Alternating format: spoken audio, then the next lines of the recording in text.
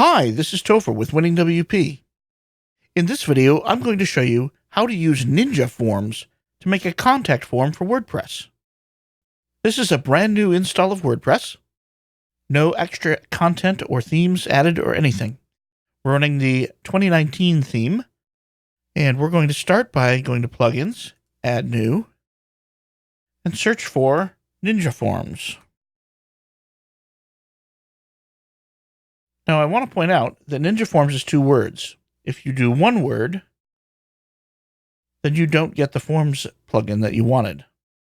But two words, and you do. We'll install. Then we'll activate. And the first thing you'll notice is on the left, there's a Ninja Forms option. And if we go to the dashboard, there's an option to help make Ninja Forms better. I'm going to say not now. And here we have the option to add a new form, or they've actually provided for us a Contact Me form. Let's click on that one. And here we are in the Forms Builder. And the form they've provided asks for name, email, and message. And these are all required. If we go into the settings here, for each field, we can give it a name and set it to required or not. And then for display, we can choose a default value, a placeholder, and even have a description. If I hit done, you can see it changes right away.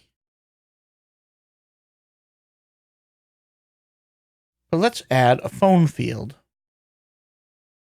You can see there are a number of common HTML fields, but then there are also some custom content fields.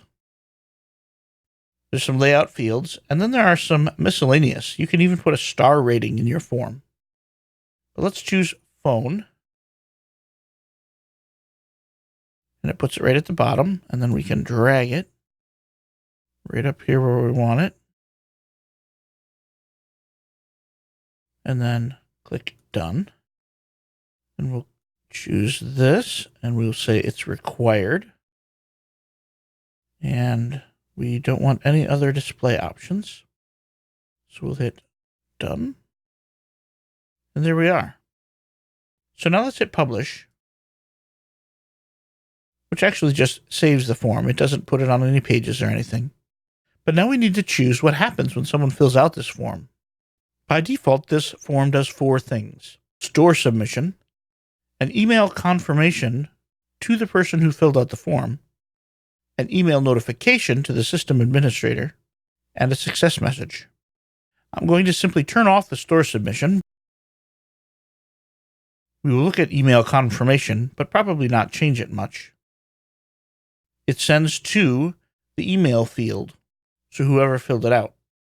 You probably want to change the submission confirmation in subject to something related to your website, so they know where this is coming from. And then all fields table sends them all the fields that they filled out. So we'll leave that alone. For email notification, you'll see that it sends to the system administrator.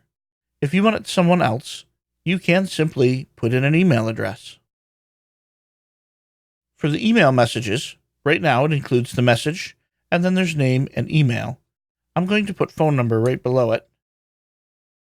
And I'm going to start by pressing curly brace, just like all the others. And it pops up this wonderful tool for seeing what your options are. And right here is my phone number one. So now it's going to include the phone number. So I'll click done. And we'll look at the success message. And it's pretty bland here by default. I would recommend you put in something more friendly for your own website. We'll take a look at advanced. We can choose display settings, display form title, clear successfully completed form, and hide successfully completed form. And we can even do a whole bunch of things with form fields. I'm going to turn off display form title, but otherwise leave that stuff alone. For restrictions, we can make individual fields be required to be unique. And then also, if we want, we can require that the end user be logged in before they can fill out the form. And then we can decide how many messages they're allowed to send in a period of time. For a contact form, you probably only want 1, maybe 2. But we'll leave it off, and you can turn that on later if you get to the point where your form is being abused. So now we click Publish. And we click X. So now let's create a page.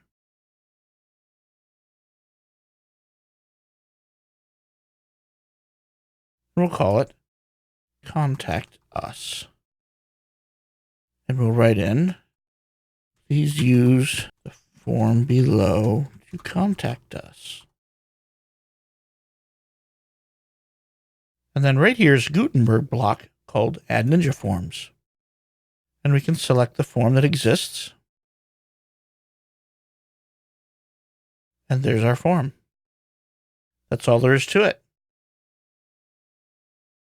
So now we click Publish. And we'll view this page.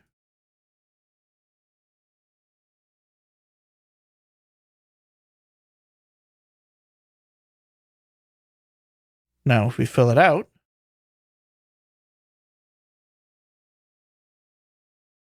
the form should disappear. And there's our confirmation message. And that is how we make a contact form with Ninja Forms.